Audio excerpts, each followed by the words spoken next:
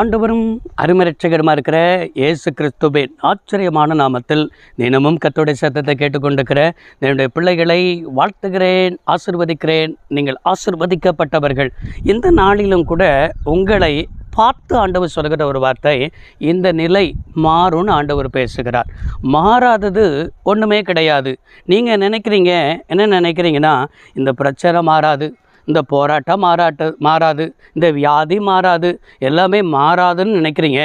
ஆனால் கர்த்தர் உங்களுக்கு தீர்க்கமாய் சொல்கிற ஒரு வார்த்தை, கொஞ்ச காலத்தில் எல்லாம் மாறும்னு ஆண்டவர் பேசுகிறார். இன்னும் கொஞ்ச காலம்தான். வேதத்தில் வாசிக்கிறோம், 1 பேதுரு 5ஆம் அதிகாரம் 10வது வசனத்தில் இவ்வாறாய் வாசிக்கிறோம், கொஞ்ச காலம் பாட அனுபவிக்கிற உங்களை சீர்படுத்தி சிறப்படுத்தி பலப்படுத்தி நிலைநிறுத்துவாராக என்று சொல்லி பேதுரு எழுதியிருக்கிறதை நம்ம பார்க்கிறோம். இந்த பாடு எல்லாமே கொஞ்ச காலம் என்பதை உங்களுடைய மனதில் பதித்து கொள்ள வேண்டும். இந்த உலகத்தில் நம்முடைய வாழ்க்கையில் எல்லாம் மாற்றத்தை ஆண்டவர் வைத்திருக்கிறார். எப்படி இந்த உலகத்தில் பாருங்கள், கோடை காலம் இருக்கிறது, குளிர்காலம் இருக்கிறது, இப்படி காலத்திற்கே மாற்றங்கள் இருக்கும் பொழுது உங்கள் வாழ்க்கைக்கு மாற்றம் இருக்காதா? உங்களுடைய சூழ்நிலைக்கு மாற்றம் இருக்காதா? உங்களுடைய வியாதிக்கு மாற்றம் இருக்காதா என்று சொன்னால் நிச்சயமாக இருக்கிறது. எனவே அந்த நிச்சயம் எவ்வளவு நாட்கள் என்றால், எனக்கெல்லாம் என்ன மாறும் அப்படின்னு சொல்லி நினைக்காம, இந்த கொஞ்ச காலம்தான். அறிக்கையிடுங்க பார்ப்போம். இந்த பிரச்சனை கொஞ்ச காலம்தான். இந்த கொஞ்ச காலத்தில் என்னை ஆண்டவர் என்ன செய்வார்னா சீர்படுத்தி, 4 காரியம் இருக்கிறது. இதை நீங்கள் அப்படியே அறிக்கையிடணும். சீர்படுத்துவார், நம்மளை ஆண்டவர் சிறப்படுத்துவார், நம்மளை ஆண்டவர் பலப்படுத்துவார், நம்மளை நிலைப்படுத்துவார் என்று சொல்லப்பட்டிருக்கிறது. இது நம்முடைய குடும்பத்திற்கும் சரி, இது நம்முடைய பிள்ளைகளுக்கும் சரி, இது நம்முடைய தனிப்பட்ட வாழ்க்கையிலும் சரி. இந்த வார்த்தையை அப்படியே நீங்கள் தீர்க்க தரிசனமாக என்ன செய்யுங்கள், எடுத்துக்கொள்ளுங்கள். என் வாழ்க்கையெல்லாம் அவ்வளவுதான் என்று சொல்லி நீங்களே முடிவு செய்யாதீர்கள்.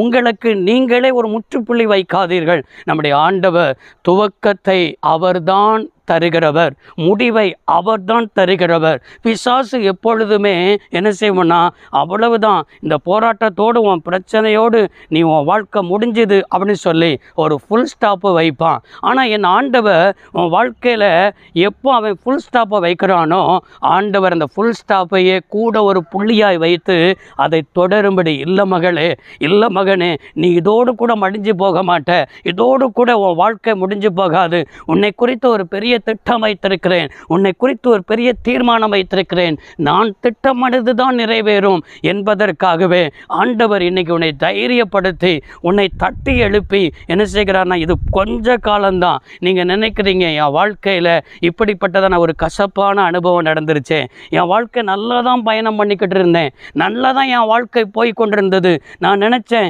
இவர்களை திருமணம் முடித்தா இந்த குடும்பத்திற்கு வாழ்க்கைப்பட்டு போனால் நல்லா இருப்பேன் அப்படின்னு நினச்சி தான் என் வாழ்க்கையை நான் ஆரம்பித்தேன்.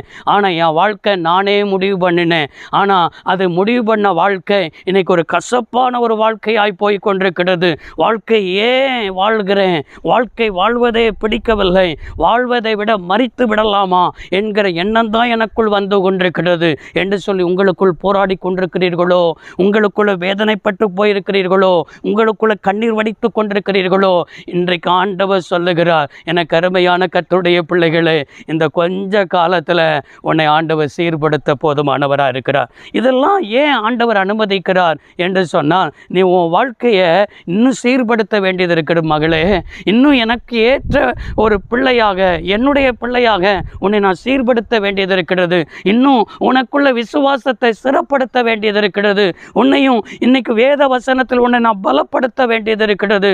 பலப்படுத்தி உன்னை எனக்குள்ள நான் நிலைநிறுத்த வேண்டும். நிலைநிறுத்தும் போது கர்த்தர் சொல்வார், உன் துக்கம் சந்தோஷமாய் மாறும், உன் புலம்பல் ஆனந்த களிப்பாக என்ன செய்யும் மாறும், உன் வாழ்க்கையில் சஞ்சலமும் தவிப்பும் ஓடி போகும், நித்திய மகிழ்ச்சி உன் மேலே, உன் குடும்பத்தின் மேலே, தலையின் மேலே இருக்கும் என்பது தான் தீர்க்க தரிசனமான வார்த்தை. அதை அப்படியே அறிக்கையிட்டு ஆமேன் என்று சொல்லி கண்களை மூடி ஜெபிப்போம். சர்வ வல்லமையுள்ள தெய்வமே, இந்த வார்த்தையின்படியே பிள்ளைகள் வாழ்ந்திருக்கட்டும், சுகித்திருக்கட்டும். கொஞ்ச காலத்தில் எல்லாம் மாறுவதற்காய் நன்றி. இயேசு இரட்சக நாமத்தில் பிதாவே, ஆமென். கர்த்தர் உங்களை ஆசீர்வதிப்பாராக. God bless you all.